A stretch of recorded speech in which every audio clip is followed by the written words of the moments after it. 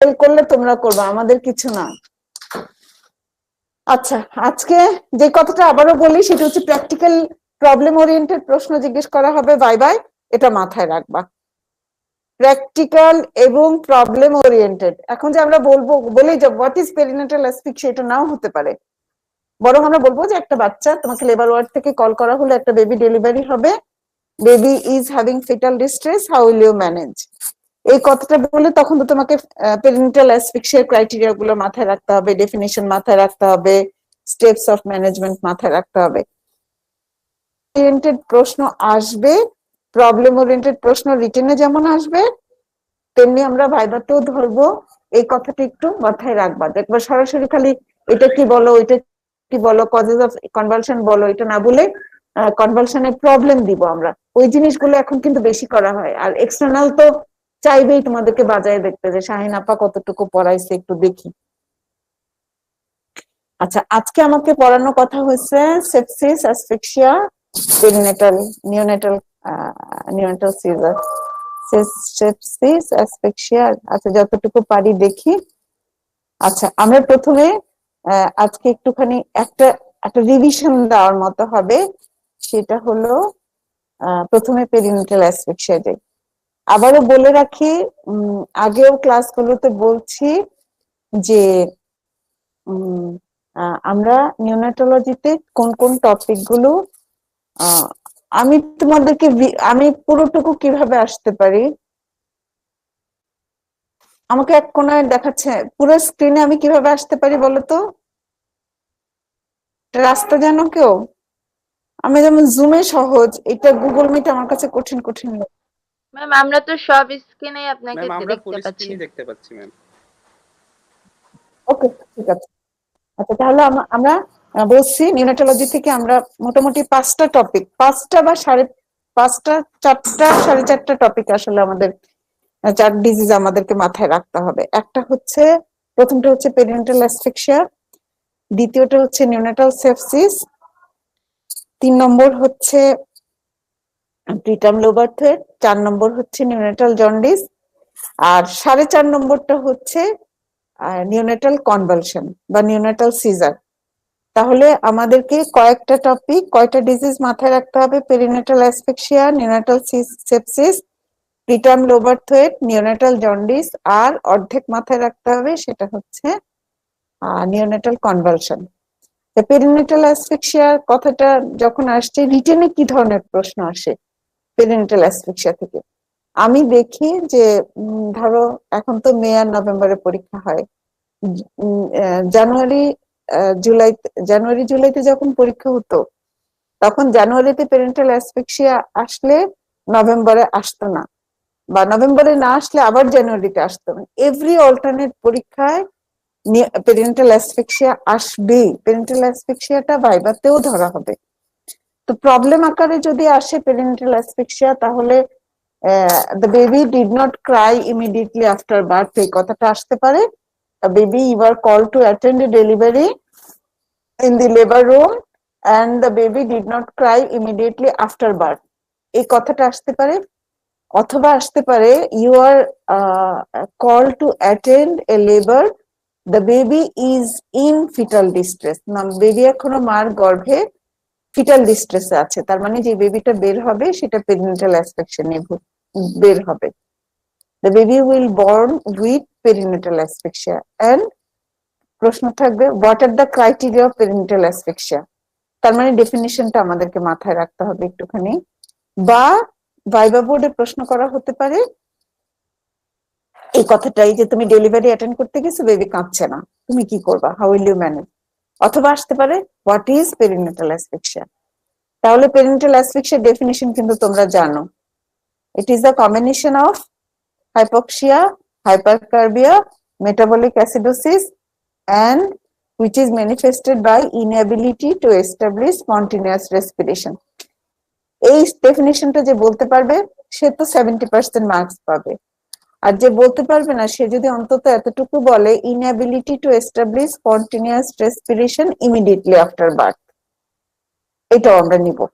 ঠিক আছে, তাহলে ডেফিনেশন চলে গেল। এখন ক্রাইটেরিয়া গুলো কি কি দেখবো, কোন 4টা জিনিস আমরা দেখবো to define a baby as having perinatal asphyxia. The criteria গুলো কি? The baby will not have absence of spontaneous respiration. তারপরে হচ্ছে কালার থাকবে পেইল অথবা ব্লু, তার মানে সায়ানোস, পেইল অথবা সায়ানোস থাকবে। আর বেবির হার্ট রেট থাকবে লেস দেন 100, এবং বেবির অ্যাক্টিভিটি থাকবে very poor or no activity, কিচ্ছু নাই, লেম, নরম হয়ে আছে একদম। তাহলে 4টা ক্রাইটেরিয়া: অ্যাবসেন্স অফ রেসপিরেশন,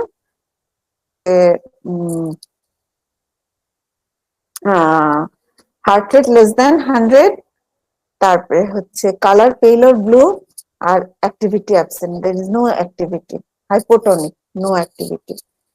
তাহলে আমরা হোয়াট ইজ পেরেন্টাল অ্যাসফিক্সিয়া জানলাম, what are the criteria of perinatal asphyxia জানলাম। এখন কথা হচ্ছে কি কারণে পেরেন্টাল অ্যাসফিক্সিয়া হতে পারে।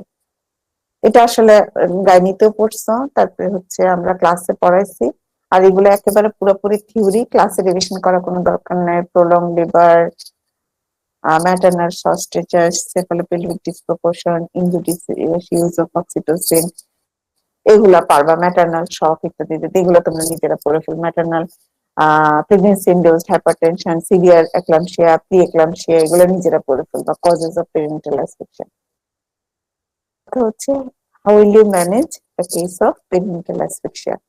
এই কথাটা যখনই তোমাকে জিজ্ঞেস করা হবে, ডোন্ট ফরগেট টু আনসার যে we have to be prepare, we have to prepare ourselves. যে ম্যানেজ করবে, তুমি যে ডাক্তার, তোমার নিজেকে কিন্তু আগে প্রিপেয়ার্ড হতে হবে যে আমি কি কি করব, আমার নিজেকে রেডি করা। তাহলে what are the requirements to manage A baby with parental asphyxia, সেটাও কিন্তু আমরা ক্লাসে পড়ছি। এটা তোমাদেরও কিছু কিছু হলেও মনে আছে।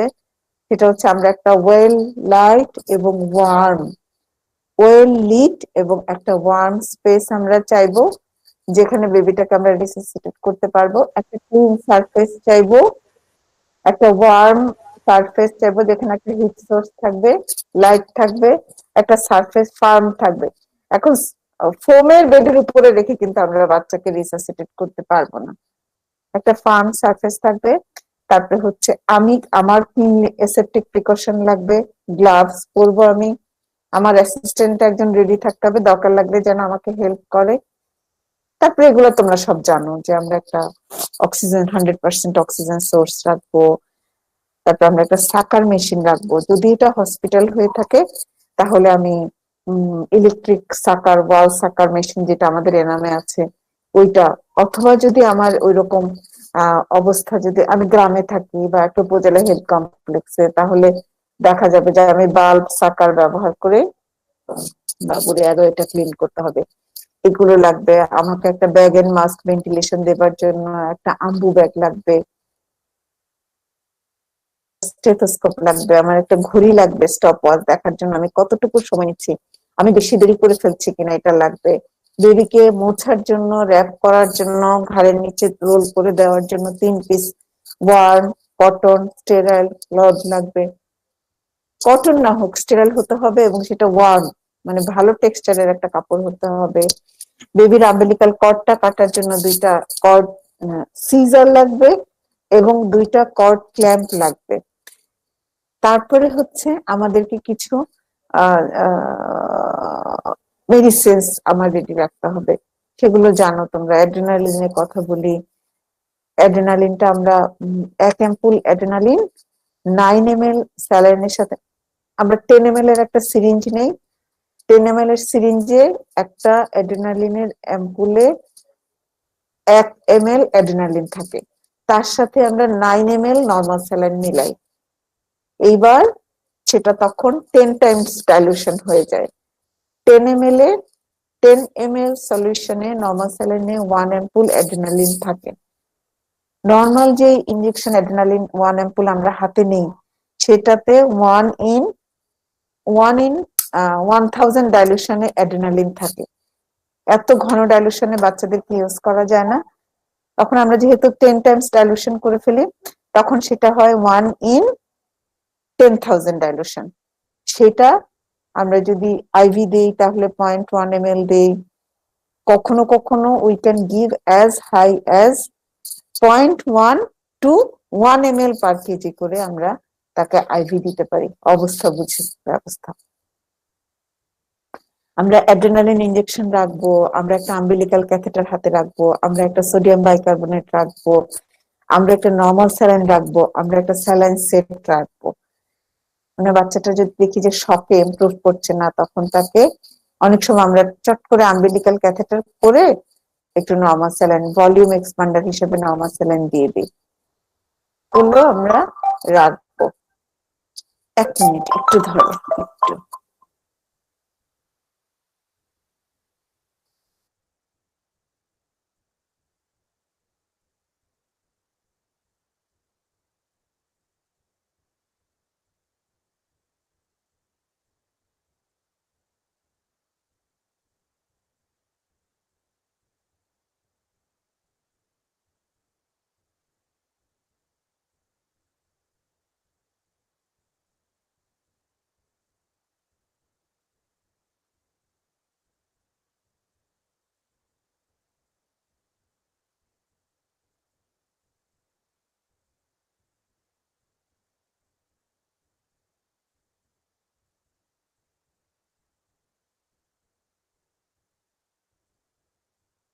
ওকে, হ্যাঁ শুনতে পাচ্ছ আমাকে?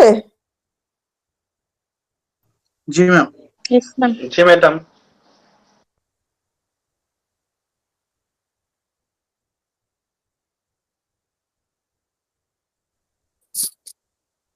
আচ্ছা, তাহলে আমরা ছিলাম হচ্ছে আমরা কি প্রিপারেশন নিব, আমরা কি কি প্রিপারেশন নিব এটা আমরা রেডি করে ফেললাম। ভাইবা বোর্ডে একটু যদি তুমি আমাদেরকে ধরো বলতে শুরু করলা যে madam we have to get prepare ourselves by arranging certain things, এই কথাগুলো like loom, heat source, light source, এগুলো বলতে শুরু করলেই আমরা বুঝে যাব যে তুমি মোটামুটি জানো ব্যাপারটা। আচ্ছা গেল, তারপরে হচ্ছে স্টেপস অফ রিসাসিটেশন। আমি আর বলতে চাই না, তোমরা অনেক অনেক জানো। স্টেপস অফ রিসাসিটেশন আমরা দুই ভাবে ডেসক্রাইব করি। যদি তোমাকে হেল্পিং বেবিজ ব্রিথ এর কথা বলে যে তুমি কি হেল্পিং বেবিজ ব্রিথ সম্পর্কে জানো, তাহলে ওই যে আবিদ হোসেন মোল্লা স্যারের বইতে ফ্লো চার্টটা আছে, আমি তোমাদেরকে ক্লাসেও দেখাইছি যে বেবিকে তাড়াতাড়ি বের করার পরে দুই ক্ষেত্রেই আসলে একই রকম। যেটা আমরা বইয়ে পড়ি, যেটা হচ্ছে তোমার আমেরিকান হার্ট অ্যাসোসিয়েশন বা নিউবর্ন রিসাসিটেশন প্রোটোকল, যেটা সেটা হচ্ছে সেটাই মেইনলি আমরা টারশিয়ারি কেয়ারে ফলো করি। আর হেল্পিং বেবিজ ব্রেথ হচ্ছে যেখানে মানে লিমিটেড ফ্যাসিলিটিস বা হোম ডেলিভারি হলে আমরা হেল্পিং বেবিজ ব্রেথ।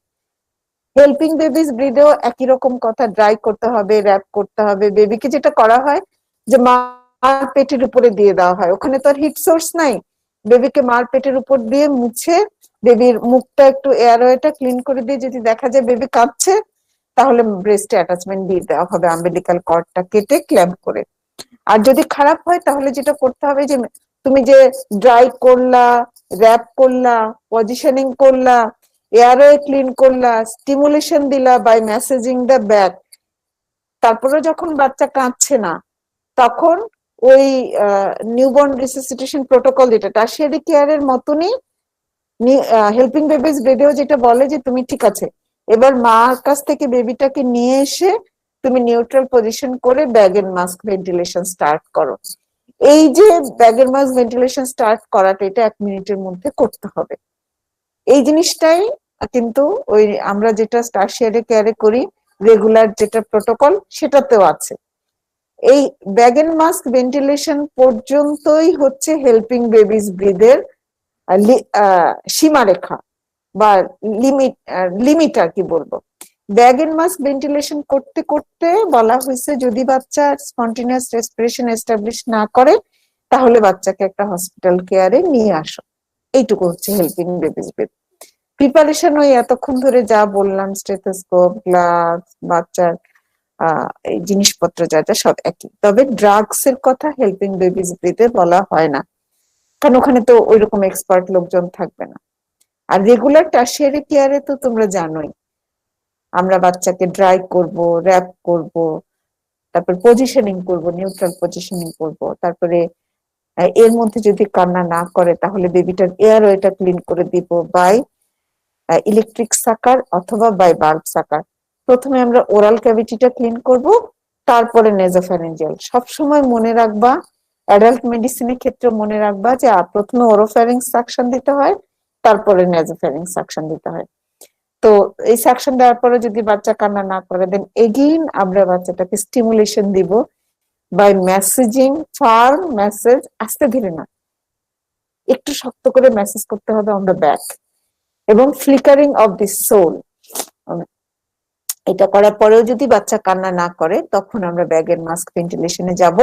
ব্যাগের মাস্ক ভেন্টিলেশনে মাস্কটা কতটুকু কভার করে তোমরা জানো, যে রুট অফ দ্য নোজ থেকে চিন পর্যন্ত কভার করতে হবে, এবং মোটামুটি 250 ml এর যে ব্যাগগুলো, যে ব্যাগের ক্যাপাসিটি 250 ml, এই ব্যাগগুলো আমরা বেবিকে ব্যাগের মাস্ক দিতে, কারণ বড়দের মতো এত বড় আম্বু ব্যাগ যদি আমরা ব্যবহার করি তো তো নিউমোথরাক্স হয়ে বসে থাকবে। এবং বাচ্চাটাকে আমরা 5টা ব্রিদিং দিব। ব্রিদিং যখন দিব আমরা, তখন কিন্তু খেয়াল রাখবো যে চেস্ট এক্সপানশন হচ্ছে কিনা। চেস্টে যে এক্সপানশন না হয়, তাহলে আবার পজিশনটা একটু ঠিক করে দিব, আবার সাকশন দিব। 5টা ব্রেথ দেওয়ার পরে চেক করতে থাকবো আমরা বেবির হার্ট রেটটা বাড়ছে কিনা। যদি বাড়তে থাকে, তাহলে আমরা ব্যাগের মাস ভেন্টিলেশনটা কন্টিনিউ করব। হার্ট রেট বাড়ছে মানে বেবি ভালোর দিকে যাচ্ছে, হার্ট রেট কমে যাচ্ছে মানে বেবি খারাপের দিকে যাচ্ছে। এবং ব্যাগের মাস ভেন্টিলেশন দেওয়ার পরে যদি বাচ্চা একটা 5 ব্রেথ দেওয়ার পরে যদি ইমপ্রুভ না করে, then we have to repeat the 5 breath again. এরপরে দেখা যাচ্ছে যে আইদার স্পন্টেনিয়াস রেসপিরেশন আসছে না এবং বেবির হার্ট রেট আরো কমে যাচ্ছে, তখন আমরা তাকে কার্ডিয়াক মেসেজ দেব। এবং কার্ডিয়াক মেসেজটা ইন্টারনিপল কানেক্টিং লাইন যেটা, সেটার উপরে স্টারনামকে প্রেস করব, halfway between the distance, halfway of the distance between sternum and vertebral body. মোটামুটি 1 ইঞ্চি চাপ দিতে হয়, 1 ইঞ্চি দেবে যাবে, স্টারনামটা অতটুকু করে দিব। তোমরা জানোই যে 3টা কার্ডিয়াক মেসেজ, একটা ব্যাগ ভেন্টিলেশন। এটা করতে করতে তারপরেও যদি বেবি কান্না না করে, তারপরেও দেখা যাচ্ছে তার মানে আমরা তার ব্রেনে এডিকুয়েট অক্সিজেন পাচ্ছি না, তখন আমরা যেটা করব যে তাকে ইটি টিউব ভেন্টিলেশন স্টার্ট করে দিব। ইটি টিউব ভেন্টিলেশন যদি দিতেই হয়, তখন বুঝতে হবে তোমাকে অন্যান্য ড্রাগ গুলো দিতে হবে। যতক্ষণ তুমি ব্যাগ এন্ড মাস্ক ভেন্টিলেশন এবং কার্ডিয়াক মেসেজে আছো, ততক্ষণ তোমার ড্রাগ দেওয়ার দায়িত্ব নাই।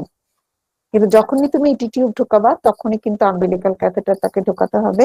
এবং ওই যে প্রথমে আমরা একটু নরমাল স্যালাইন দিই, নরমাল স্যালাইন দিলে পেরিফেরাল পারফিউশনটা বেড়ে যায় এবং অ্যাসিডোসিস কমে যায়, রেসপিরেটরি সেন্টার স্টিমুলেটেড হয়।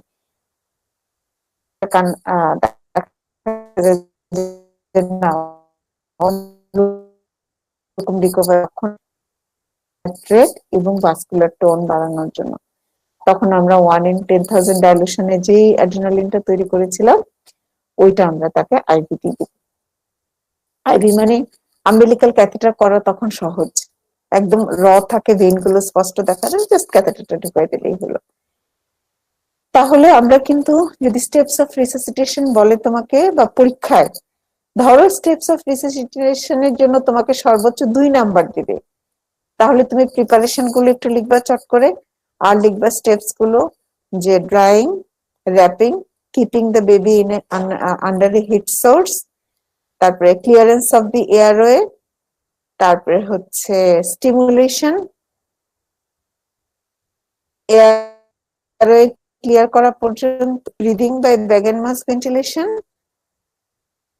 ব্যাগ এন্ড মাস্ক ভেন্টিলেশনের 2টা সেট দিব আমরা। If not improve, then we will go for circulation, যেটা যে আমরা করতে পারি by giving cardiac massage. Cardiac মেসেজে যদি হার্ট রেট ইমপ্রুভ না করে, then we will go for endotracheal intubation and drug. এবার D, A B C D, এটুকু কিন্তু বলতে পারতে হবে। তাহলে আমরা রিসাসিটেশনটা শিখে ফেললাম। যে বাচ্চাটাকে তুমি লেবার রুম থেকে রিসাসিটেশন করছো, যে বাচ্চাটাকে ব্যাগ এন্ড মাস্ক ভেন্টিলেশন দিতে হয়েছে, যে বাচ্চাকে, এই বাচ্চাকে তো তুমি মার কোলে দিয়ে আসতে পারবে না, তোমার তাকে আমাদের এনআইসিইউ তে নিয়ে আসতে হবে। বা বাসায়ও যদি এরকম করে রিসাসিটেট করা হয়, বা ঢাকা সাভারে অন্য কোনো ক্লিনিকে, দ্বীপ ক্লিনিক বা কি কি যেন, সাভার ইউনাইটেড হসপিটাল, ওইসব জায়গায় রিসাসিটেশন করার পরেও কিন্তু বাচ্চাকে আমাদের কাছে আনতে হবে। এনআইসিইউ ম্যানেজমেন্টটা গুরুত্বপূর্ণ। এনআইসিইউ ম্যানেজমেন্ট অন্যান্য সকল ইউনিটের ম্যানেজমেন্টের মতন আমি 1000বার বলছি, সেটা হচ্ছে টেম্পারেচার মেনটেন করতে হবে, অক্সিজেনেশন মেনটেন করতে হবে, বাচ্চাটার নিউট্রিশনের দিকে অক্সিজেনেশন মেনটেন করতে হবে। এরকম করে লিখলে কিন্তু হবে না, হবে যে we have to give oxygen supplementation by either nasal cannula অথবা মেকানিক্যাল ভেন্টিলেশন, সরি, অথবা হেড বক্স। সর্বনিম্ন অক্সিজেন সাপ্লিমেন্টেশন আমরা দিতে পারি সবচেয়ে কম ভলিউমে, সেটা হচ্ছে সবচেয়ে অল্প পরিমাণ যখন লাগবে তখন দিব নেজাল ক্যানুলা। FiO2 দরকার, আরো অক্সিজেন দরকার, তখন আমরা বেবিটাকে একটা অক্সিজেনের বক্সের ভেতরে ঢুকাই দেব, যেটাকে বলা হচ্ছে হেড বক্স। তারপরেও বাচ্চার অক্সিজেন স্যাচুরেশন বাড়ছে না, তখন আমরা তাকে পজিটিভ প্রেসার ভেন্টিলেশনে দিব, যেটাকে বলা হয় CPAP, continuous positive airway pressure ventilation. CPAP ভেন্টিলেশনে বাচ্চা স্পন্টেনিয়াস রেসপিরেশন নিতে পারছে না, মেকানিক্যাল ভেন্টিলেশন, যেটাকে সাধারণ মানুষজন বলে লাইফ সাপোর্ট মেশিন। এই কথাগুলো লিখতে হবে। টেম্পারেচার মেনটেন্যান্সের জন্য আমরা বেবিকে ওয়ার্মারে রাখবো অথবা একটা হিটারের কাছে রাখবো, ভালো করে র্যাপ করবো, এই কথাটা বলতে হবে। আচ্ছা, এইখানে কিন্তু পেরিনেটাল অ্যাসফিক্সিয়ার বাচ্চা কিভাবে টেম্পারেচার মেনটেন করবে প্রশ্ন করলে আমার অনেক ভালো ছাত্রছাত্রী চট করে বলে দেয়, ম্যাডাম ক্যাঙ্গারু মাদার কেয়ার।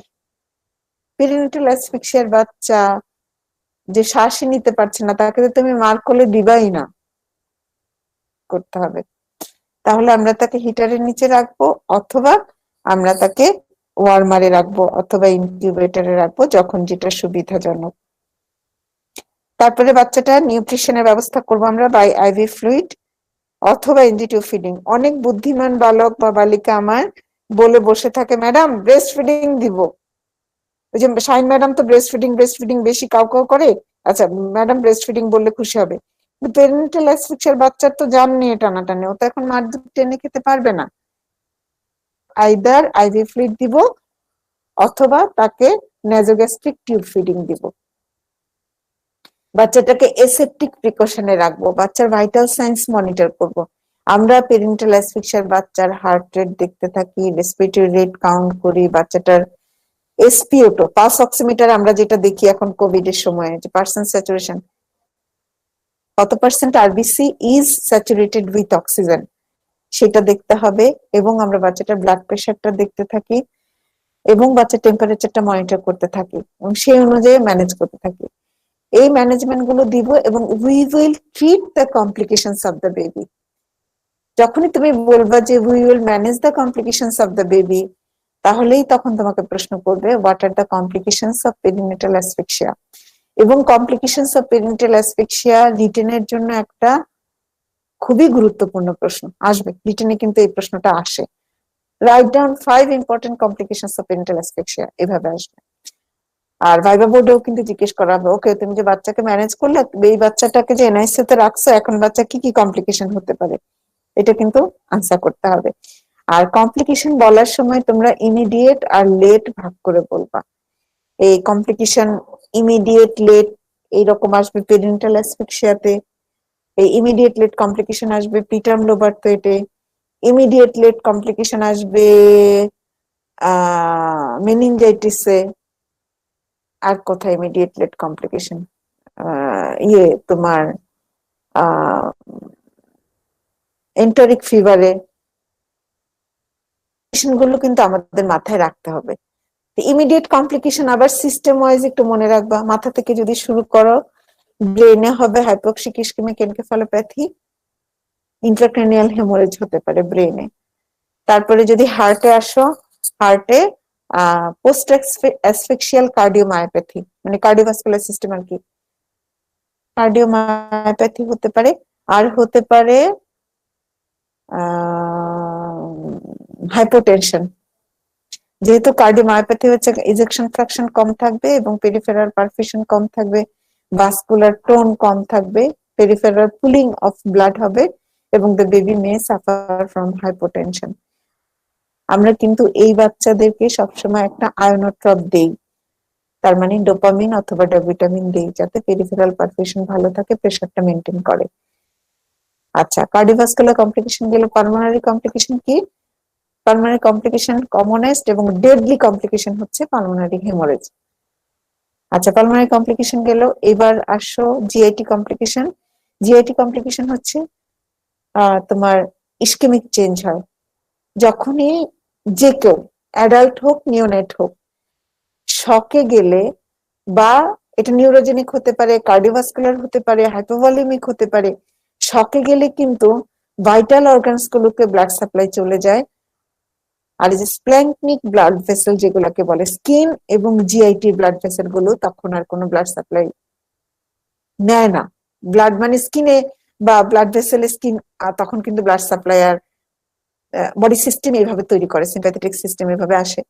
তো যখন অনেকক্ষণ গাটে ব্লাড সাপ্লাই আসে না, গাট কিন্তু ইস্কিমিয়াতে সাফার করে, এবং ওই ইস্কিমিয়ার জন্য ছোট ছোট ছোট ছোট নেক্রোটিক এরিয়া তৈরি হয় গাটে, এবং তখন নেক্রোটাইজিং এন্টারোকোলাইটিস ডেভেলপ করে। তো তোমরা অনেকে যারা মোটামুটি মনোযোগ দিয়ে পড়াশোনা করছো, তারা জানো যে নেক্রোটাইজিং এন্টারোকোলাইটিস কিন্তু প্রিটার্ম বাচ্চাদের কমপ্লিকেশন, কিন্তু টার্ম বাচ্চারও কমপ্লিকেশন হতে পারে if the baby suffers from severe perinatal asphyxia for long time. আচ্ছা, তাহলে গাটের কমপ্লিকেশন আমরা বললাম। এবার কিডনি কমপ্লিকেশন কি হবে? ওই একই কথা, যেহেতু ইস্কেমিয়া, যেহেতু অক্সিজেন সাপ্লাই নাই, সেহেতু টিবিউলস গুলো নেক্রোটিক হয়ে যাবে, যেটাকে আমরা বলি অ্যাকিউট টিবিউলার নেক্রোসিস। এটা মনে রাখবা। এবং অ্যাকিউট টিবিউলার নেক্রোসিস হলে তো অ্যাকিউট কিডনি ইনজুরি হবেই। ব্লাডে কি হবে? ব্লাডে যেটা হতে পারে সেটা হচ্ছে ডিসেমিনেটেড ইন্ট্রাভাস্কুলার কোয়াগুলেশন। এই যে এক্সটেন্সিভ অনেকক্ষণ সময় ধরে হাইপক্সিমিয়াতে সাফার করে বাচ্চাগুলা, তখন ক্যাপিলারি এন্ডোথেলিয়াল ড্যামেজ হয় এবং সেইখানে ছোট ছোট মাইক্রোথ্রম্বাইটাস থাকে এবং ডিআইসি ডেভেলপ করে, থ্রোম্বোসাইটোপেনিয়া ডেভেলপ করে। ইলেকট্রোলাইট ইমব্যালেন্সেস হতে পারে যে কোনোটা, এবং মেটাবলিক ব্লাড গ্যাস, যেমন এটা তোমরা জানো যে ব্লাড গ্যাস অ্যাবনর্মালিটি হতে পারে, যেটা হচ্ছে combined acidosis, respiratory and metabolic acidosis হতে পারে। রেসপিরেটরি অ্যাসিডোসিস এবং মেটাবলিক অ্যাসিডোসিস এর কম্বিনেশন হতে পারে in case of perinatal asphyxia. এগুলো হচ্ছে ইমিডিয়েট কমপ্লিকেশন। লেট কমপ্লিকেশন তো সহজ, যেহেতু অলরেডি ড্যামেজ, সেজন্য মাথাটা ছোট হয়ে যাবে। নিউরন যদি একবার ডেড হয়ে যায়, ওই নিউরন তো আর রিজেনারেটেড হয় না, সেজন্য মাথার সাইজটা ছোট্ট, এরকম নারকেলের মালার মতো দেখা যায়। গেলে বা অন্যান্য সরকারি হসপিটালে গেলে নিউরোলজি আউটডোরে দেখা যায় একটু ছোট ছোট বাচ্চার মাথা ছোট ছোট মাথার বাচ্চা নিয়ে মা বসে আছে। সেরেব্রাল পলসি হতে পারে, microcephaly, cerebral palsy, hearing impairment, seizure disorder, speech delay, এগুলো হতে পারে। তো কমপ্লিকেশন ইমিডিয়েট লেট ভাগ করে বলে ফেলবা। পেরিনেটাল অ্যাসফিক্সিয়া থেকে মোটামুটি মাল্টিপল চয়েস প্রশ্ন আসে না, মানে এমসিকিউ আসে না, আসে হচ্ছে এসিকিউ, এবং এসিকিউ তে প্রবলেম আকারেই আসে। হোয়াট ইজ পেরিনেটাল অ্যাসফিক্সিয়া সাধারণত আসে না। Baby did not cry immediately after birth, এবং হার্ট রেট এত, baby is limp, how will you manage, mention 3 important complications, এরকমই আসবে মোটামুটি। তাহলে পেরিনেটাল অ্যাসফিক্সিয়া কিন্তু পড়ে ফেলছি আমরা। পেরিনেটাল অ্যাসফিক্সিয়ার কমনেস্ট কমপ্লিকেশন হচ্ছে হাইপক্সিক ইসকেমিক এনকেফালোপ্যাথি, এবং হাইপক্সিক ইসকেমিক এনকেফালোপ্যাথির most common manifestation is convulsion, that means neonatal seizure. Neonatal সিজারের কজ নিয়ে এসিকিউ আসবে, নিওনেটাল সিজারের কজ এসিকিউ তে জিজ্ঞেস করা হবে। তাহলে আমরা নিওনেটাল সিজারের কজ গুলো একটু যদি মাথায় রাখি, ইনফেক্টিভ কজ হতে পারে আর মেটাবলিক কজ। পেরিনেটাল অ্যাসফিক্সিয়া বলবো what are the causes of neonatal seizure যদি তোমাকে জিজ্ঞেস করা হয়, তাহলে কমন ফার্স্ট যেটা আনসার করবা সেটা হচ্ছে perinatal asphyxia hypoxic ischemic encephalopathy পারে। আর হতে পারে মেটাবলিক ডিস্টারবেন্সেস, এটা তোমরা জানো মেটাবলিক কি কি হতে পারে, হাইপোগ্লাইসিমিয়া হতে পারে, হাইপোক্যালসিমিয়া হতে পারে, হাইপার ক্যালসিমিয়া হতে পারে, হাইপার নেট্রিমিয়া হতে পারে, হাইপো ম্যাগনেসিমিয়া হতে পারে। কিন্তু প্লিজ প্লিজ নেভার এভার পটাশিয়ামের কথা বলবা, কারণ পটাশিয়ামের সিএনএস ইফেক্ট নাই। পটাশিয়াম যদি কোনো ইমব্যালেন্স হয় সেটার ম্যানিফেস্টেশন হবে মাসকুলার এবং কার্ডিয়াক। পটাশিয়ামে যদি, এটা কিন্তু অ্যাডাল্ট মেডিসিনের জন্য মনে রাখো, পটাশিয়ামের কোনো ইমব্যালেন্স হলে ম্যানিফেস্টেশন হবে কার্ডিয়াক অ্যান্ড মাসকুলার, আর সোডিয়ামের ইমব্যালেন্স হলে ম্যানিফেস্টেশন হবে সিএনএস। এটা মনে রাখবা, সিএনএস ম্যানিফেস্টেশন হবে, কনভালশন হবে, সিজার হবে, এসব ড্রাউজি হয়ে যাবে, ইরিটেবল হয়ে যাবে, এক্সাইটেবল হয়ে যাবে, এসব। তাহলে মেটাবলিক কজ বলবা, কজেস অফ নিউনাটাল সিজারের ক্ষেত্রে হাইপোগ্লাইসিমিয়া, হাইপোনাট্রিমিয়া, হাইপারনাট্রিমিয়া, একইভাবে হাইপোক্যালসিমিয়া, হাইপারক্যালসিমিয়া দুটাতেই হতে পারে, এবং হাইপোম্যাগনেসিমিয়া।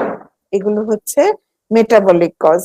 সিএনএস কজ হচ্ছে হাইপোক্সিক ইসকেমিক এনকেফালোপ্যাথি আর ইন্ট্রাক্রেনিয়াল হেমোরেজ অথবা ইন্ট্রাভেন্ট্রিকুলার হেমোরেজ। ভেন্ট্রিকেলের ভেতরে এটা হচ্ছে ইন্ট্রা ভেন্ট্রিকুলার, আর প্যারেনকাইমাল হেমোরেজ অথবা সাবঅ্যারাকনয়েড স্পেসের হেমোরেজটাকে আমরা বলি ইন্ট্রাক্র্যানিয়াল হেমোরেজ। তাহলে তুমি ইন্ট্রাক্র্যানিয়াল হেমোরেজে বলবা আর ইন্ট্রাভেন্ট্রিকুলার হেমোরেজে বলবা।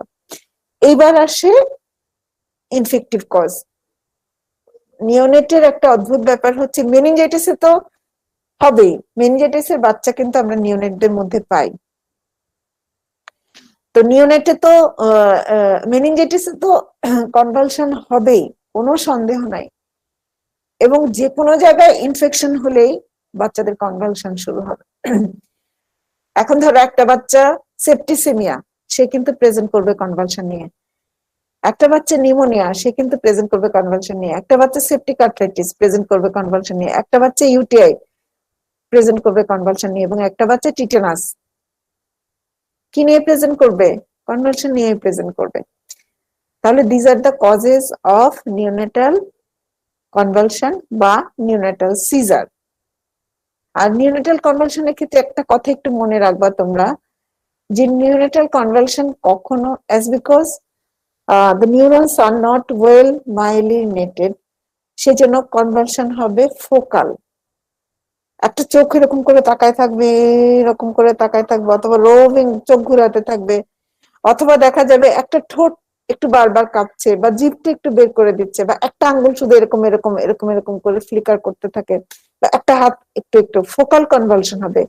সিঙ্গেল ফোকাল হতে পারে, মাল্টিপল ফোকাল হতে পারে বাচ্চাদের কনভালশনটা নিওনেটের। আরেকটা জিনিস মাথায় রাখতে হবে, সেটা হচ্ছে নিওনেটের convulsion may not look like actual convulsion.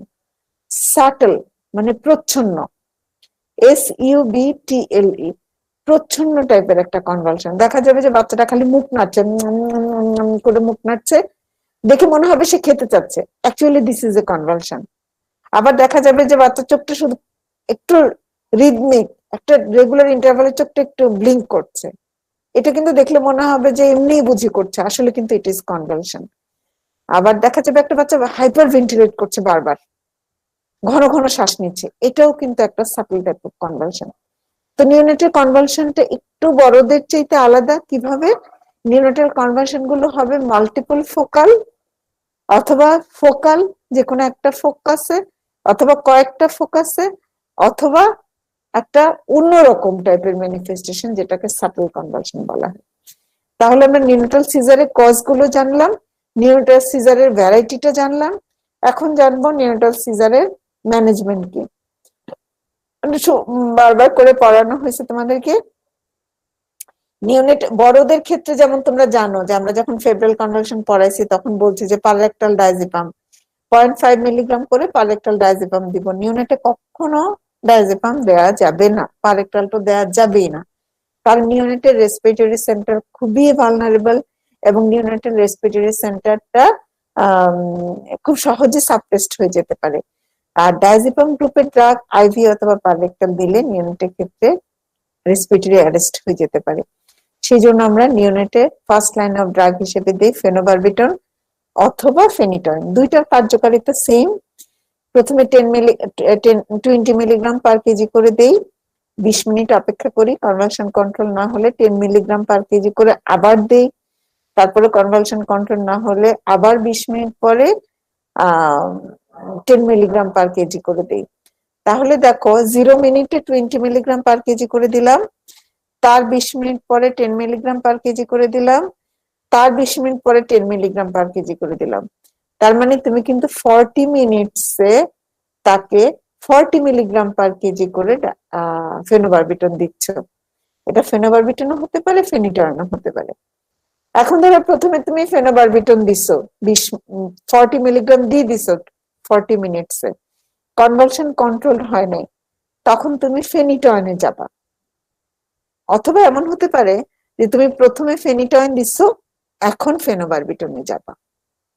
তাহলে ফেনিটয়েন ফার্স্ট লাইন আর ফেনোবারবিটন সেকেন্ড লাইন, বা phenobarbitone first line, phenytoin second line.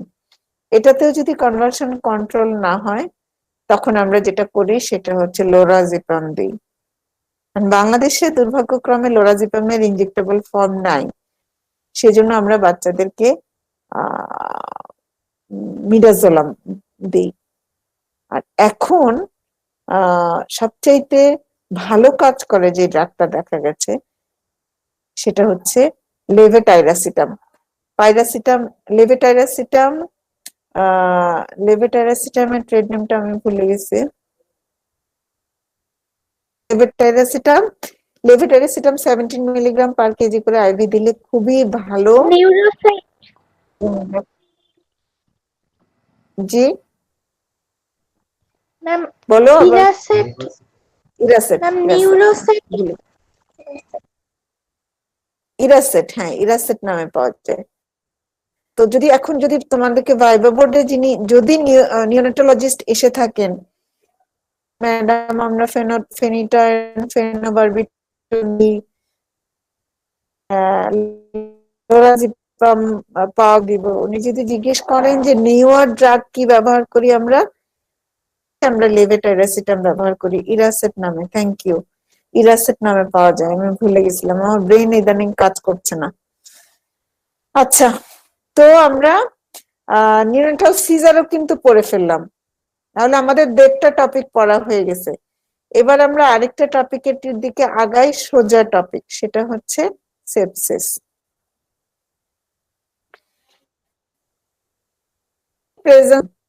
Presence of organism in anywhere any site of the body.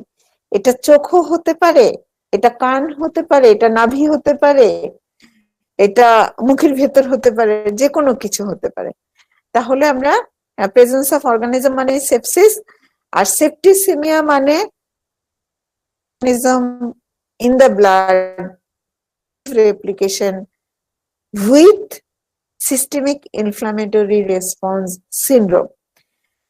এখন ধরো ব্লাডে অনেক অর্গানিজম কিলবিল করছে, কিরকম প্রডিউস করছে না, তাহলে তো তুমি তাকে সেপ্টিসিমিয়া মানে তুমি সাইন সিনড্রোম প্রডিউস না করলে তো সেপ্টিক হবেই না।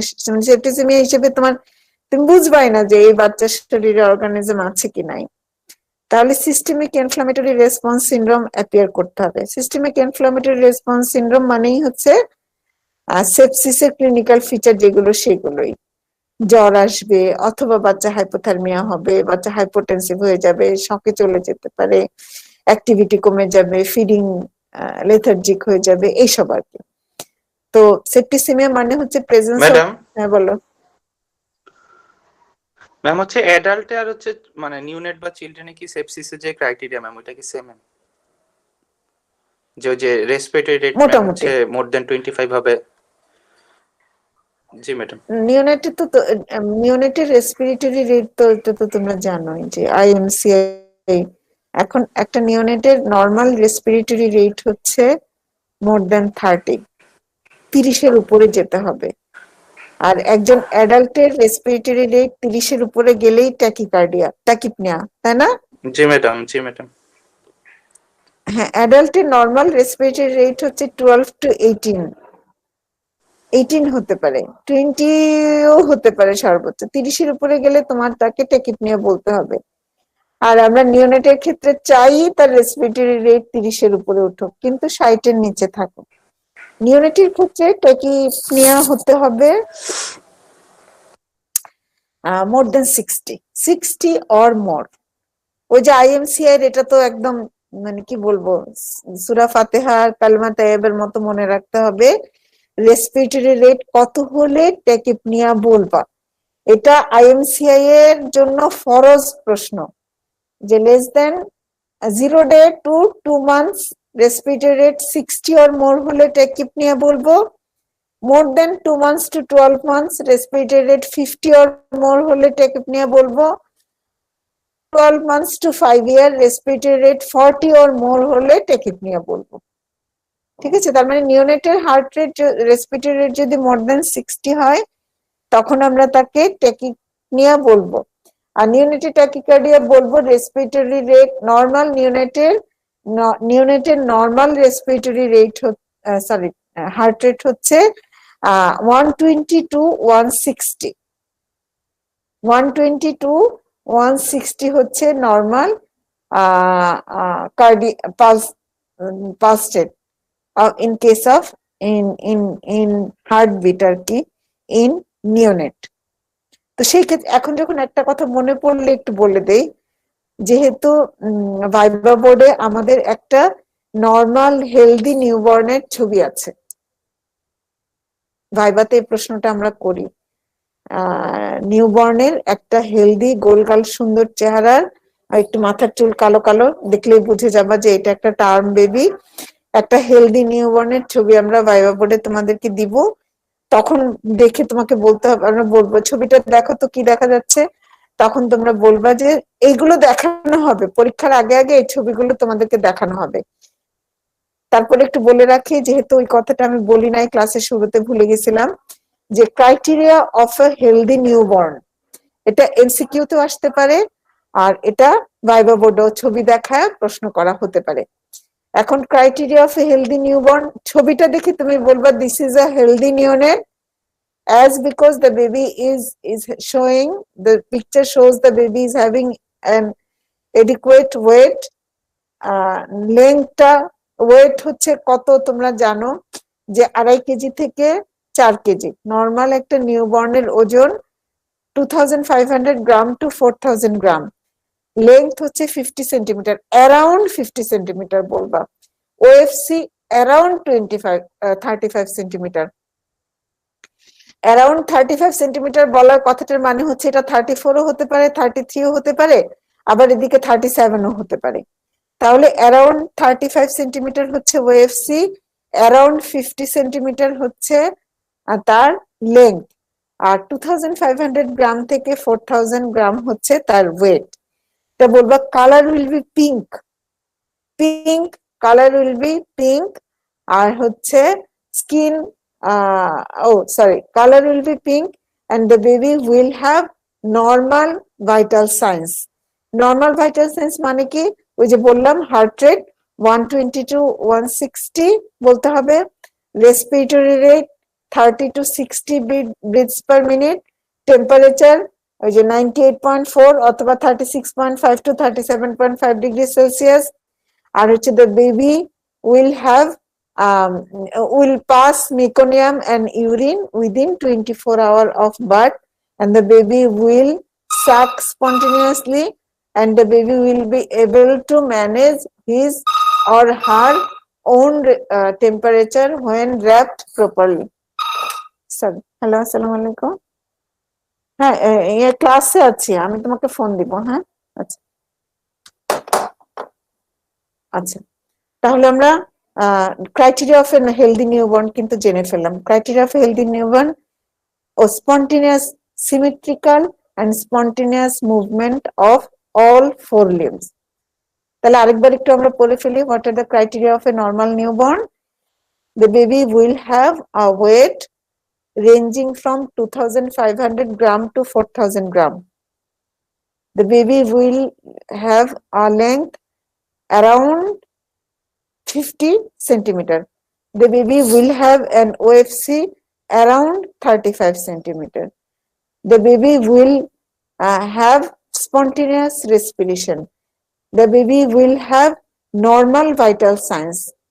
কিরকম নর্মাল ভাইটাল সাইন্স হচ্ছে heart rate will range from 120 to 160, respiratory rate from 30 to less than 60, temperature normal যেটা 36.5 to 37.5 degrees Celsius, and the baby will have spontaneous symmetrical movement of all four limbs.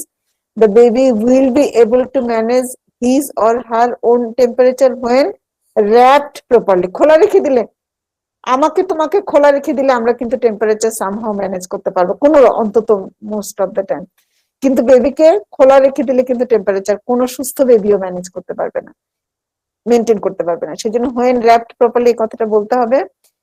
আর হচ্ছে the baby will pass meconium and urine within 24 hour of birth. মনে থাকবে না criteria of normal newborn? এটা MCQ প্রশ্ন, প্রশ্ন, ঠিক আছে? তাহলে আমরা ক্রাইটেরিয়া অফ নর্মাল নিউবর্ন পড়ে ফেললাম। এবার আমরা সেপসিসে আসি। সেপসিসের ডেফিনিশনটা আমরা বলে ফেলছি, সেপ্টিসেমিয়ার ডেফিনিশনটা আমরা বলে ফেলছি। আর এখন আমরা বলবো যে রিস্ক ফ্যাক্টর গুলো কি কি নিউনাটাল সেপসিসের। রিস্ক ফ্যাক্টর বলার আগে আমরা ক্লাসেও এই জিনিসগুলো পড়ছি যে সেপসিসের variety, classification of neonatal sepsis. যদি sepsis within 3 days of within 3 days of birth হয়, জন্মের, জেসমিন প্লাগ লাগাইছো না? কানেকশন আছে না? আচ্ছা ঠিক আছে, আচ্ছা আচ্ছা দেখতে পাচ্ছেন। আচ্ছা, বেবি জন্মের পর থেকে প্রথম 72 আওয়ার্স বা 3 দিন, 3 দিন বলবা না, বলবা 72 hours. Onset of septicaemia within 72 hours of birth হলে আমরা তাকে আর্লি অনসেট সেপসিস বলবো, EONS, early onset neonatal sepsis বলবো। আর মোর দেন 72 আওয়ার্স টু 28 ডেজ সেপসিস হলে আমরা তাকে লেট অনসেট সেপসিস বলবো। আর্লি অনসেট সিপসিসে সাধারণত সেপ্টিসেমিক কম্পোনেন্ট বেশি থাকে, নিউমোনিয়ার কম্পোনেন্ট বেশি থাকে। লেট অনসেট সেপসিসে সিএনএস কম্পোনেন্ট বেশি থাকে, মানে লেট অনসেট সেপসিসের বাচ্চাদের মেনিনজাইটিস বেশি হয়, আর্লি অনসেট সেপসিসের বাচ্চাদের সেপ্টিসেমিয়া এন্ড নিউমোনিয়া বেশি হয়। তাহলে আমরা যদি জিজ্ঞেস করা হয় সেপ্টিসেমিয়াটা তুমি করবা, তাহলে আমরা early onset neonatal sepsis, late onset neonatal sepsis বলবো। আরেকটা ক্লাসিফিকেশন আমরা বলি, সেটা হচ্ছে মেজর সেপসিস আর মাইনর সেপসিস। মেজর মানে বড়, মাইনর মানে ছোট। এখন মেজর গুলো কি কি? মেজর গুলো হচ্ছে মেনিনজাইটিস, সেপ্টিসেমিয়া, নিউমোনিয়া, তারপরে হচ্ছে টিটেনাস, সেপ্টিক আর্থ্রাইটিস, ইউটিআই। যেই ইনফেকশন গুলোতে তোমার সিস্টেমিক অ্যান্টিবায়োটিক দিতে হবে, ইনজেক্টেবল ফর্মে অ্যান্টিবায়োটিক দিতে হবে, সেগুলাই হচ্ছে মেজর ইনফেকশন। তাহলে মাইনর কি? চোখে একটু ইনফেকশন হলো, কনজাংটিভাইটিস, তুমি তো সিস্টেমিক সেফট্রিয়াক্সন আইভি দিবা না, তাই না? শুধু চোখে ড্রপ দিলেই হয়ে যাবে। আবার ধরো কানে একটু, কানে অবশ্য ইনফেকশন হলে আমরা ওরাল অ্যান্টিবায়োটিক দিই। অটিটিস মিডিয়াটাকে মাইনর ইনফেকশনই বলা হয়। আবার ধরো গলার ভাঁজের এখানে একটু ক্যান্ডিডিয়াসিস হয়েছে, মুখের ভিতরে ক্যান্ডিডিয়াসিস হয়েছে, তখন কিন্তু ওরালি তুমি অ্যান্টিফাঙ্গাল দিবা, তাহলে এটা একটা মাইনর ইনফেকশন। নাভিটা একটু পেকে গেছে, মাইনর ইনফেকশন। স্কিনে কয়েকটা ছোট ছোট পাস্টিউল দেখা যাচ্ছে, মাইনর ইনফেকশন। তাহলে মেজর ইনফেকশন, মাইনর ইনফেকশন কিন্তু পড়ে ফেললাম। টাইমিংটা কত বলেছিলাম? আবার বলো। Ma'am late onset of neonatal sepsis, এটার টাইমিংটা কত? পর থেকে যতদিন সে নিওনেট থাকবে, 73rd আওয়ার থেকে শুরু করে 28 ডেজ অফ লাইফ, ঠিক আছে? মানে 72 ঘন্টা হয়ে যাবার পর থেকে 28 দিন পর্যন্ত নিওনেটাল সেপসিস হলে তাকে আমরা লেট অনসেট নিওনেটাল সেপসিস বলবো। এটাতে যে কোনটা যেন বেশি হয় ম্যাম, নেট খারাপ ছিল শুনিনি। মেনিনজাইটিস, মেনিনজাইটিস বেশি হয়। মেনিনজাইটিস লেট অনসেট সেপসিস হলে মেনিনজাইটিস কম্পোনেন্টটা আমরা চিন্তা করি যে হয়তো এটা সিএনএস ইনফেকশন হতে পারে।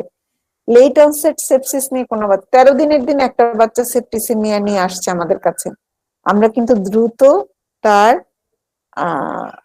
সিএসএফ এর কথা চিনি, সিএসএফ করতে হবে কিনা, ফন্টানিলটা বার্স্ট হয়ে আছে কিনা, রিপিটেড ভমিটিং হচ্ছে কিনা, মানে মাথার মধ্যে আমরা মেনিনজাইটিস রাখি তখন। আচ্ছা, এই প্রসঙ্গে নিউনাটাল সেপসিস প্রসঙ্গে বলে রাখি, নিউনাটাল সেপসিসটা যখন তোমরা পড়বা তখন কিন্তু একই সাথে সাথে লেস দেন 2 months এজ গ্রুপের আইএমসিআই এর ডেঞ্জার সাইন গুলো পড়ে ফেলবা। খুব সম্ভবত এখন এখন আইএমসিআই এর ডেঞ্জার সাইন সরি মানে নিউনাটাল সেপসিসের যে ক্লিনিক্যাল ফিচার গুলো সেগুলোই কিন্তু লেট সেপসিসের ফিচার যেগুলো সেগুলোই কিন্তু আইএমসিআই এর লেস দেন 2 months এজ গ্রুপের danger sign. IMCI less than 2 months age গ্রুপের যে ডেঞ্জার সাইন আর হচ্ছে নিউনাটাল সেপসিসের ক্লিনিক্যাল ফিচার সেম। তাহলে কিরকম ধরো আইএমসিআই এর দ্বারা দেখি আইএমসিআই এর লেস দেন 2 months এজ গ্রুপের ডেঞ্জার সাইনের কথা বলা আছে যে ডিফিকাল্টি ইন ফিডিং, খুব সম্ভবত কোথার মধ্যে জানি আছে less than 2 months age group কোথায় জানি আছে, এখন আমি খুঁজে বের করতে পারবো না, তোমরা একটু দেখবা। হ্যাঁ ম্যাম এটা হচ্ছে স্টপ বলো। ফিডিং ও তারপর হচ্ছে ওর কনভালশন থাকতে পারে, ওর ফাস্ট হ্যাঁ, breathing. Activity less than normal not, তারপরে রেসপিরেটরি সাইন থাকবে, কিছু কিলোর হাইপোথার্মিয়া থাকবে,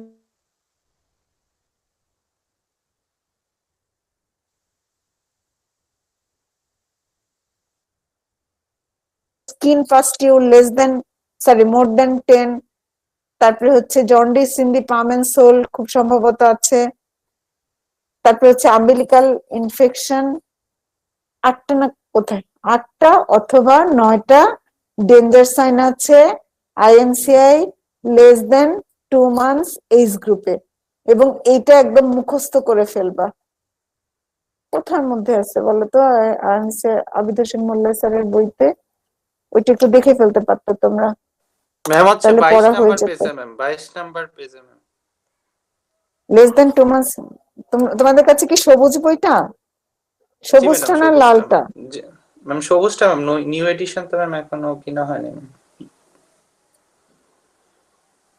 হ্যাঁ ওই যে না 22 নম্বর পেজ,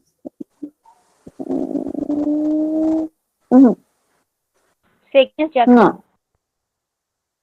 না এরকম না, এখন কিন্তু একটু অন্যরকম আসছে, পারসিস্টেন্ট ভমিটিং নাই, বালজিং কন্টিনিউলি নাই, এটা একটু তোমরা দেখবা তো।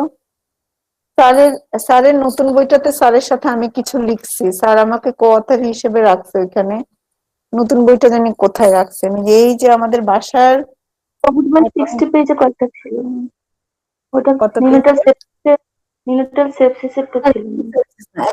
এই যে ফ্লোচার্ট গুলো কোথায়, আইএনসি এর ফ্লোচার্ট গুলো কোথায় বলো তো? অনেকগুলো ফ্লোচার্ট আছে না? 25 নাম্বার পেজে বইয়ের 55 ম্যাম, 25 সবুজ 25 নাম্বার পেজে।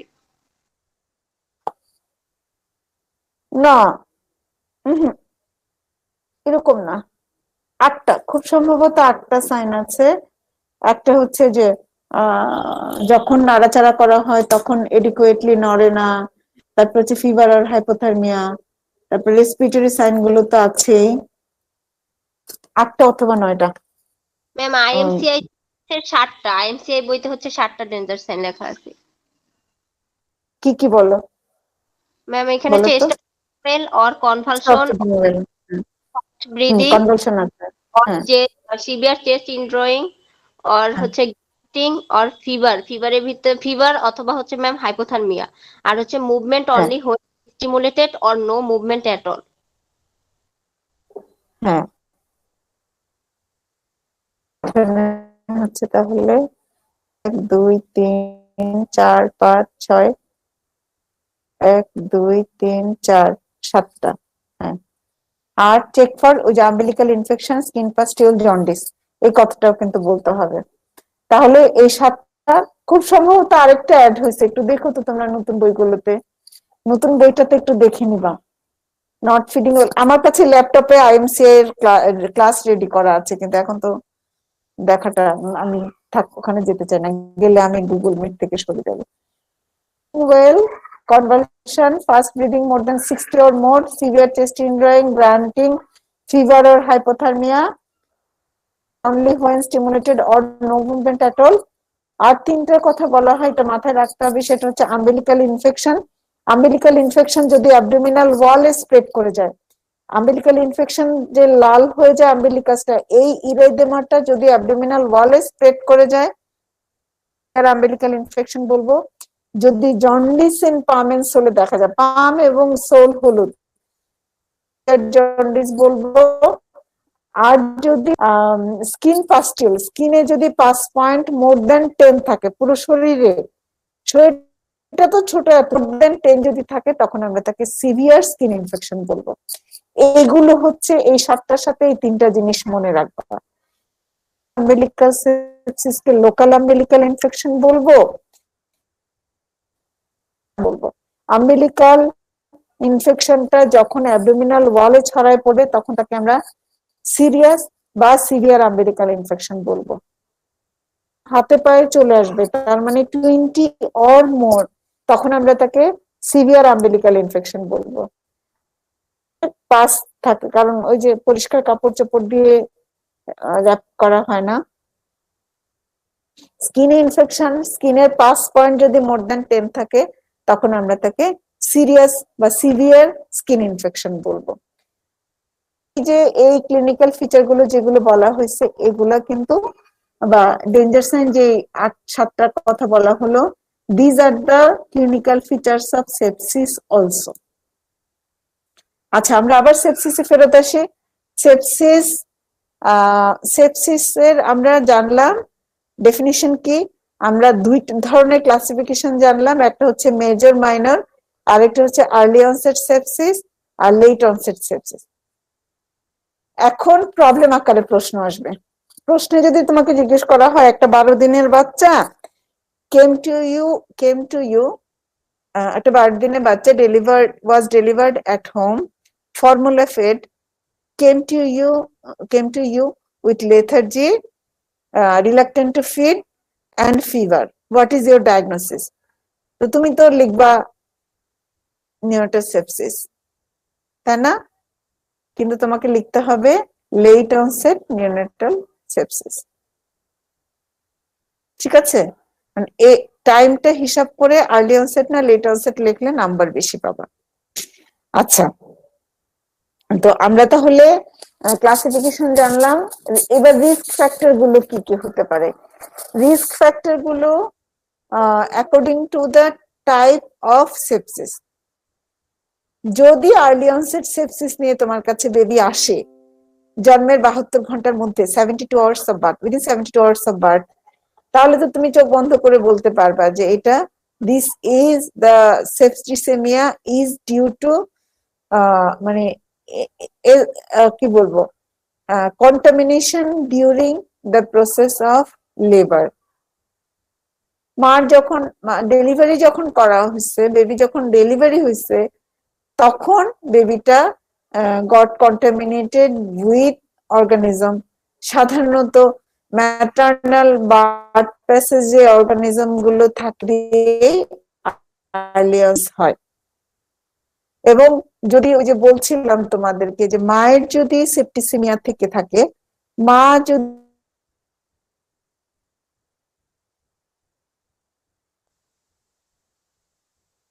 যদি থেকে থাকে, মার যদি টর্চ ইনফেকশন থেকে থাকে, তাহলে, এবং প্রলং রাপচার অফ মেমব্রেন যদি থাকে, এবং যদি ম্যাল হ্যান্ডলিং ডিউরিং লেবার, ক্লিন, যে 6টা জিনিস ক্লিন থাকতে হয়, সেটা হচ্ছে সিক্স সেটা হচ্ছে ক্লিন ক্লিন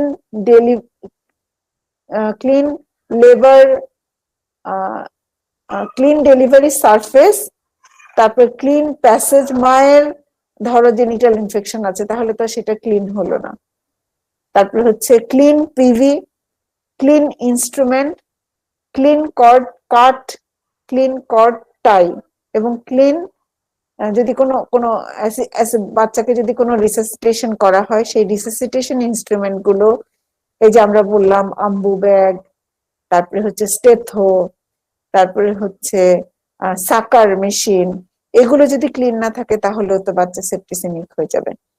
তাহলে আর্লি অনসেট সেপসিস এর কারণ হচ্ছে মিসম্যানেজমেন্ট ডিউরিং লেবার, আনহেলদি বা আনক্লিন ম্যানেজমেন্ট ডিউরিং লেবার। আর লেট অনসেট সেপসিস এর কারণ হচ্ছে unhygienic condition, mostly unhygienic condition যদি থাকে, আর ইমপ্রপার আম্বিলিক্যাল কেয়ার। ধরো নাভিতে এই যে আজে বাজে জিনিস, মধু, ঘি, সিঁদুর, নীল, হলুদ, লাল, সবুজ, এসব যদি লাগানো হয় তাহলে তো নাভিতে ইনফেকশন হবে। আরেকটা হচ্ছে কি বলবো, ফর্মুলা ফিডিং। ফিডিং যখন ব্রেস্ট ফিডিং বাদে অন্য যে কোনো কিছু দিলেই কিন্তু বাচ্চা লেট অনসেট সেপসিস হবে। আচ্ছা, তাহলে আমরা রিস্ক ফ্যাক্টর গুলো একটু জেনে ফেললাম, বই দেখে আরেকটু মুখস্থ করে ফেলবে সুন্দর করে। Risk factors of neonatal sepsis আমরা পড়ে ফেললাম। এবার কথা হচ্ছে কি কি অর্গানিজম সেপসিস করতে পারে। এগুলো বহুবার বলা হয়েছে, বহুবার বলতে বলতে বলতে বলতে জান শেষ। মায়ের বার্থ প্যাসেজে যে অর্গানিজম থাকে সেটা commonest organism for neonatal sepsis. আমাদের এখানে আমরা এনামে যত কয়টা কালচার পজিটিভ পাই, তার মধ্যে ধরো 10টা কালচার যদি করি হয়, 9টা কালচারেই আমরা ইকোলাই পাই, আর একটাতে অন্য কিছু। তাহলে যদি তোমাকে জিজ্ঞেস করা হয় ভাইভা বোর্ডে what are the organism responsible for neonatal sepsis, তাহলে ইকোলাই আগে বলবা, তারপরে ক্লেবশিয়েলা বলবা, ক্লেবশিয়েলা, তারপরে বলবা সিউডোমোনাস, তারপরে বলবা অ্যাসাইনেটোব্যাক্টর, তারপরে বলবা Streptococcus, Staphylococcus, Listeria monocytogenes. E coli, Klebsiella, Pseudomonas, Acinetobacter, Streptococcus, Staphylococcus, Listeria monocytogenes. একদম ঠাটা মুখস্থ রাখতে হবে। আমরা অর্গানিজম পড়ে ফেললাম, আমরা ক্লাসিফিকেশন পড়ে ফেললাম, আমরা রিস্ক ফ্যাক্টর পড়ে ফেললাম, ক্লিনিক্যাল ফিচারও কিন্তু পড়ে ফেলছি। ক্লিনিক্যাল ফিচারের মধ্যে ওই 7টা আবারও মনে করে দেখো। একটা হচ্ছে স্টপ ফিডিং ওয়েল, একটা হচ্ছে activity or no activity when stimulated, টু কোনো নাড়াচাড়া নেই, মা বলবে বাচ্চা তো নড়ে না, আপা আমার বাচ্চাটা নড়ে না, কান্নাকাটি করে না, তাহলে অ্যাক্টিভিটি লেস দেন নর্মাল। বেবির ফিভার থাকতে পারে, অথবা বেবি হাইপোথার্মিক থাকতে পারে, ফিভার অর হাইপোথার্মিয়া হতে পারে। তারপরে হতে পারে ব্রিদিং ডিফিকাল্টি, সেটা হচ্ছে ট্যাকিকার্ডিয়া হতে পারে, ট্যাকিপনিয়া হতে পারে। ট্যাকিপনিয়া জানি কত, 60 or more, 60 or more breaths per হতে পারে, ব্রেথস পার মিনিট হতে পারে। গ্রান্টিং থাকতে, কোকায় বাচ্চাগুলো এরকম করে কোকাতে থাকে, তাহলে এটাকে আমরা বলবো গ্রান্টিং হতে পারে। চেস্ট ইনড্রয়িং থাকতে পারে। আর হচ্ছে তো বললামই, ফিডিং কনভালশন নিয়ে আসতে পারে বাচ্চাটা। আর আসতে পারে খাবারের কথা তো বলা হয়েছে, খাবার ফিডিং রিলাক্টেন্ট টু ফিড হচ্ছে খেতে চাচ্ছে না, খেতে পারছে না, এটা একটা হতে পারে। অথবা হতে পারে খাবার হজম করতে পারছে না, পেটটা full, distended abdomen, feed, vomiting, diarrhoea নিয়েও বাচ্চা আসতে পারে। আর তার সাথে সাথে আরো কমপ্লিকেশন হিসেবে বাচ্চা স্কিন ইনফেকশন থাকতে পারে, বাচ্চা জন্ডিস থাকতে পারে, অনেক বেশি, একেবারে অনেক বেশি বেশি জন্ডিস এরকম থাকতে পারে। তাহলে আমরা সেপ্টিসিমিয়া ক্লিনিক্যাল ফিচারে বলবো হচ্ছে activity less than normal or no activity অথবা লেথার্জি, রিলাক্টেন্ট টু ফিড বলবো, ফিডিং ইনটলারেন্স বলবো, ব্রিদিং বা রেসপিরেটরি সিমটম গুলোর কথা বলবো, সেটা হচ্ছে ট্যাকিপনিয়া, গ্রান্টিং, চেস্ট ইনড্রয়িং, এগুলো কথা বলবো। তারপরে বলবো ফিভার থাকতে পারে, হাইপোথার্মিয়া থাকতে পারে, অ্যাবডোমিনাল ডিস্টেনশন থাকতে পারে, বাচ্চার কনভালশন থাকতে পারে, আর থাকতে পারে jaundice, skin pustule, colour of, of O double F, of colour, গায়ের বর্ণ, মা এসে বলে আমার বেবির গায়ের বর্ণ ছাই বর্ণ হয়ে গেছে কেমন জানি, সায়ানোসিস এবং প্যালোর দুইটা মিলে একটা অ্যাশেন গ্রে কালার হয়, ছাই ছাই রঙের। ওইটা তোমরা আমাদের এনআইসি তে কাজ করলেই দেখবা, এরকম বাচ্চা কিন্তু আমাদের কাছে আসে। আচ্ছা, তাহলে আমরা clinical feature of neonatal sepsis পড়ে ফেলছি। এইবার কথা হচ্ছে ইনভেস্টিগেশন কি করবা। ইনভেস্টিগেশন তোমরা খুব ভালো করেই জানো যে আমরা সেপটিক স্ক্রিন করব, সিবিসি সিআরপি, মাইক্রো ইএসআর, তারপরে হচ্ছে প্রোক্যালসিটোনিন করা হয়, এখন ইন্টারলিউকিন লেভেলস গুলো করা হয়। সিবিসি, সিআরপি, মাইক্রো ইএসআর এই কথাটা গুলো বললে, প্রোক্যালসিটোনিন এগুলো বললে আমরা মোটামুটি নিব as septic screening. Septic screening জিনিসটা কি আসলে? সেপটিক স্ক্রিনিং মানে হচ্ছে আমি জানতে চাই যে বাচ্চাটা শরীরে জীবাণু আছে কি নাই, বা জীবাণু সংক্রমণ হয়েছে কিনা, whether the baby is infected or not, এটা হচ্ছে সেপটিক স্ক্রিনিং। সিবিসি তে দেখা যাবে যে নিউট্রোফিলিক লিউকোসাইটোসিস অথবা নিউট্রোপেনিয়া, লিউকোপেনিয়া হতে পারে, লিউকোসাইটোসিস হতে পারে, নিউট্রোফিলিয়া হতে পারে, নিউট্রোপেনিয়া হতে পারে, থ্রোম্বোসাইটোপেনিয়া হতে পারে, এনিমিয়া হতে পারে। আচ্ছা, সিআরপি লেভেল বেড়ে যাবে, মাইক্রো ইএসআর বেড়ে যাবে, আর বেড়ে যাবে হচ্ছে প্রোক্যালসিটোনিন। এগুলো হচ্ছে সেপটিক স্ক্রিনিং। এখন আমি জানতে চাই যে অর্গানিজমটা কি। প্রথমে জানলাম অর্গানিজম আছে কি নাই, কারণ আমাকে অ্যান্টিবায়োটিক স্টার্ট করতে দিতে হবে ব্রড স্পেকট্রাম। আমি এবার জানতে চাই অর্গানিজমটা কি। তাহলে যদি আমার সিএনএস ইনফেকশন চিন্তা করি, তাহলে আমি সিএসএফ কালচার করব। যদি আমি অটিটিস মিডিয়া চিন্তা করি, তাহলে ওখান থেকে সব নিয়ে কালচার করব। যদি আমি ব্লাডে সেপ্টিসিমিয়া মনে করি, তাহলে ব্লাড কালচার পাঠিয়ে দিব। যদি আমি সেপ্টিক আর্থ্রাইটিস চিন্তা করি, তাহলে জয়েন্ট ফ্লুইড অ্যাসপিরেট করে পাঠিয়ে দিব। যদি আমি ইউটিআই চিন্তা করি, তাহলে ইউরিন আরএমই সিএস করতে পাঠিয়ে দেব।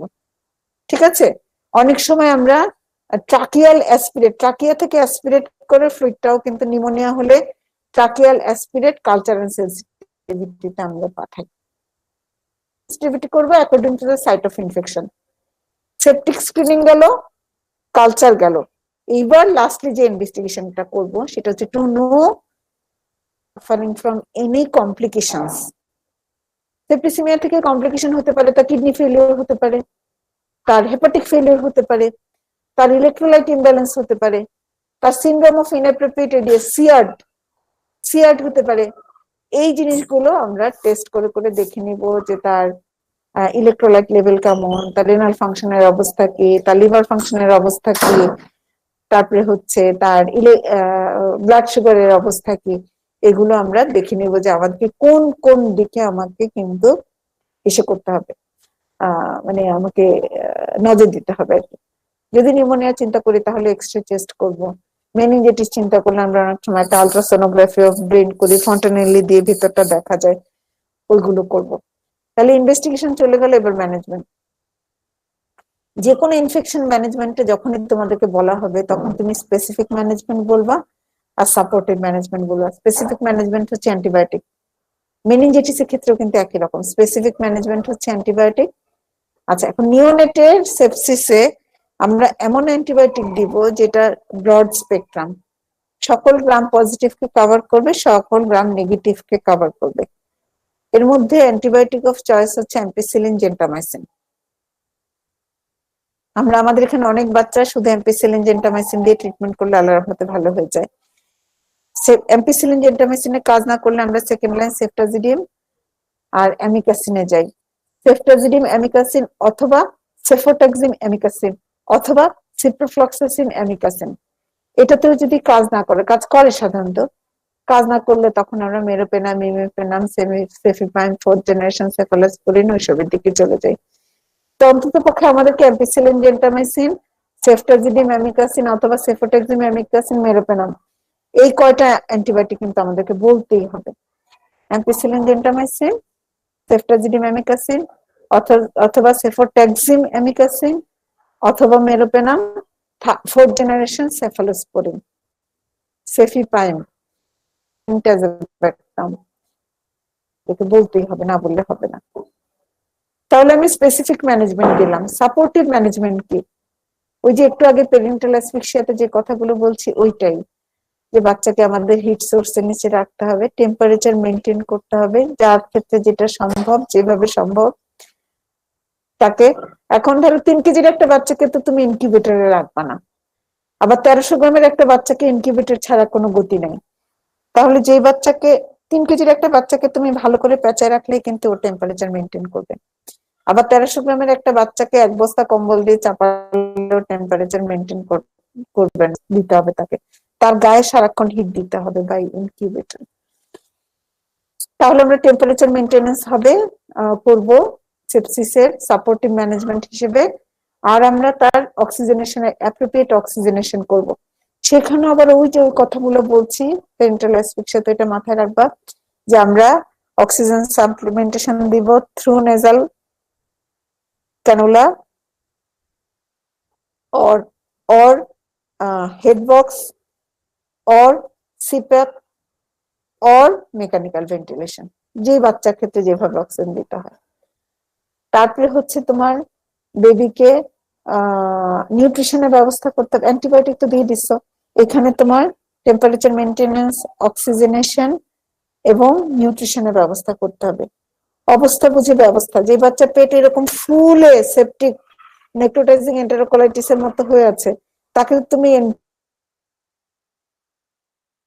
আবার যে বাচ্চাটা ঠিক আছে, জ্বর আছে, একটু শ্বাসকষ্ট আছে, কিন্তু মনে হচ্ছে এনজি টিউব দিয়ে খাবার দিলে সে হজম করতে পারবে, তাকে তুমি এনজি টিউব দিবা। নিউট্রিশনের ব্যবস্থা করবা এবং ম্যানেজমেন্ট অফ কমপ্লিকেশন। খিচুনি নিয়ে আসলে ফেনোবারবিটন, ফেনিটোয়েন দিবা। তারপরে হচ্ছে জন্ডিস থাকলে ফটোথেরাপি দিবা। তারপরে হচ্ছে আম্বিলিকাল সেপসিস থাকলে সেটা ড্রেসিং করবা। তারপরে হচ্ছে ধরো মেনিনজাইটিস হলে তো তুমি তাকে অ্যান্টিবায়োটিক দিবা, নিউট্রিশনের ব্যবস্থা করবা, অ্যান্টিকনভালসেন্ট দিবা, ওকে তো স্টেরয়েড দিতে হবে, ডেক্সামিথাসোন দিতে হবে according to the complication arise.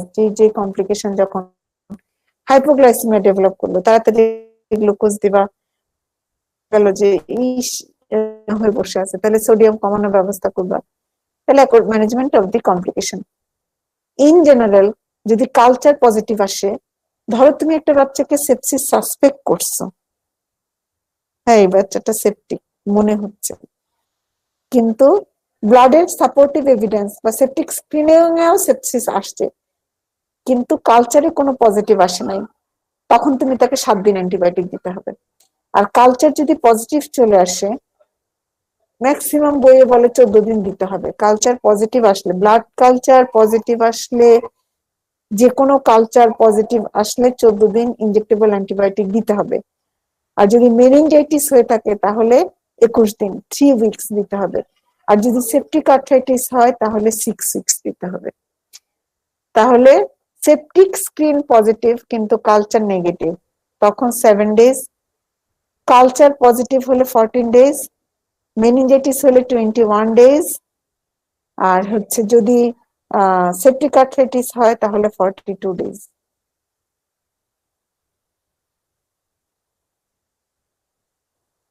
Sepsis prevent কিভাবে তুমি করবা, এটা হয়তো প্রশ্ন করা যেতে পারে ভাইবা বোর্ডে, জানি না, এক্সটার্নাল করতে পারে যে আমরা মাকে ইনফেকশন থেকে প্রিভেন্ট করব। মার যদি সেপসিস ডেভেলপ করে, মাকে ব্রড স্পেকট্রাম অ্যান্টিবায়োটিক দিব। তারপরে labour room aseptic precaution, resuscitation aseptic precaution, exclusive breast feeding, hygienic umbilical care, এগুলো আমরা করব, এগুলো বলবা। বাচ্চাটাকে হাইজিনিক কেয়ারটা ঠিকঠাক মেনটেন রাখতে হবে। হ্যান্ড ওয়াশ করবো বাচ্চাকে হ্যান্ডেল করার সময়। আবার যদি বাচ্চা আইসিইউতে থাকে তাহলে আরো বেশি। ধরো বাসায় একটা বাচ্চার সেপ্টিসেমিয়া হলে এগুলো হলো অ্যান্টিবায়োটিক না পাওয়া নরম টরম টাইপের জীবাণু হবে। কিন্তু আমাদের এনআইসিইউ তে যদি সেপ্টিসিমিয়া হয় তাহলে আমাদেরই কলিজা শুকায় যায়, কারণ এগুলো তো অ্যান্টিবায়োটিক খেয়ে বড় হওয়া অর্গানিজম। জি হ্যালো হান ভাই, জি ওয়ালাইকুম সালাম, আসবো? আচ্ছা আসে, হ্যাঁ আসে। আচ্ছা ঠিক আছে, তাহলে আমি পরের ক্লাসে আবার তোমাদেরকে ক্লাস নিব। এইগুলো যেগুলো পড়ানো হয়েছে এখন, সেপসিস, অ্যাসফিক্সিয়া, নিউনাটাল কনভালশন এবং ওই আইএমসিআই এর অতটুকু criteria of A normal newborn একটু ভালো করে পড়ে ফেলবা, ঠিক আছে ফলাতমান? জি ম্যাডাম। জি ম্যাম। জি ম্যাডাম। জি ম্যাম। আর আমাদের জন্য দোয়া করো। আমি তো নিজে কোভিড সাফার করছি, অক্টোবরে আমার তেমন কিছু ছিল না। আমার হাজবেন্ড নভেম্বরে 15 থেকে শুরু করে সিমটম ছিল না, নভেম্বরে 24 দ্রুত হসপিটালে ভর্তি করতে হলো। একটা সময় স্যাচুরেশন নেমে গেল অনেক কম, 14 লিটার করে অক্সিজেন দিতে হলো, আইসিইউ তে নিতে হবে, ঠিক করলাম আমরা। কোথাও কোনো আইসিইউ নাই, কি যে ভয়াবহ অবস্থা। তারপরে টসিলিজুমাব দেওয়ার পরে আল্লাহর রহমতে ও একটু রেসপন্স করলো, আল্লাহর রহমতে আস্তে আস্তে টসিলিজুমাব দেওয়ার পর থেকে 28-29 তারিখ থেকে গ্রাজুয়ালি ভালো হলো। এখন বাসায় আসছি, রাতে একটু অক্সিজেনটা কমে যায়, তখন রাতে অক্সিজেন দিই আর কি। শুধু এটা না, আমার হাজবেন্ডকে নিয়ে তো এরকম নাস্তানাবুদ অবস্থা, এদিকে আমার আব্বা আম্মা দুজনাই অনেক বয়স্ক, দুজনারই শরীর খুবই খারাপ। তো আমার জন্য দোয়া করো সবাই, তোমাদের জন্য দোয়া থাকলো। আর প্লিজ পড়বা। জি ম্যাডাম। শেষ করে জি দাও। ম্যাম। Yes ma'am. জি ম্যাডাম। আসসালামু আলাইকুম ম্যাডাম। ওয়ালাইকুম সালাম ওয়া রাহমাতুল্লাহি ওয়া বারাকাতুহু।